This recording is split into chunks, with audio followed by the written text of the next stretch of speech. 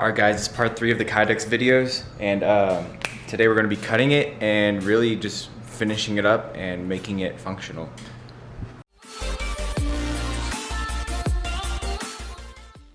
So I actually have, first one I made in the first video, I tried to like reform it with the heat gun. Evidently that takes some skill. So I ended up just remaking it. However, with this one, I forgot to place something here that this could sit on. Like on this one, it was right here. That's gonna be a challenge. I'm gonna try work with it and just kind of improvise. It is gonna be a concealed carry holster, so maybe missing out on that will actually help with the how slim it is. But we'll see. My biggest concern is the light and stuff, and the finish of the slide rubbing up against whatever fasteners I have holding this guy in. We'll just have to see. We're gonna be cutting this side first because this has more surface area, goes back more, as opposed to the outside facing away from me is smaller. We'll cut this side first and then cut the second side, according to how this one comes out. I did a little test on this one just to make sure that the cutting wheels that the Dremel comes with are sufficient, which they are. I had one break on me when I was cutting wood earlier, so we'll see how this goes.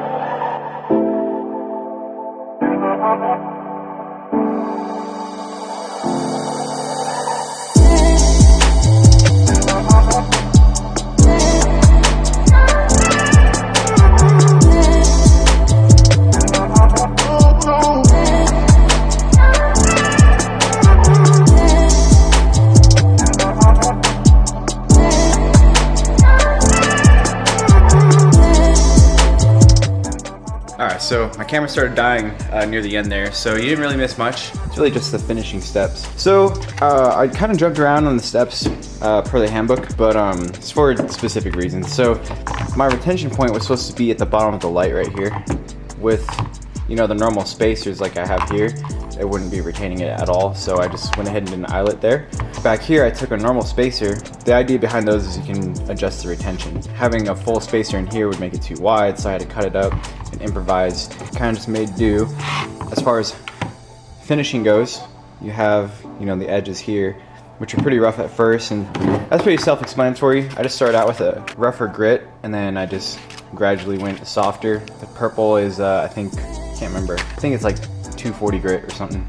Yeah, so as far as plastic polish goes, I didn't have any plastic polish, so I just used some of this good old stuff that I got from the military and stuck it on a buffing wheel, and that really smoothed up the edges. But yeah, other than that, I think it came out pretty good. I actually might use this. I haven't really tested it out yet. The retention is insane. If I had both hands available, I'd show you, but I want to give it a shot, and then if the retention still is too much, I'll probably heat up this area and let it form to the light a little bit. If it forms too much, then I can always just replace that with a normal adjustable retention. So, like I always say, it's a wild ride. Pretty interesting tasks to do while filming. So I'll put the link in the description down below for SDI. That's what this class was for, this project. So I highly recommend you check it out. You also get some free stuff, like all these tools, and then this gun mat here.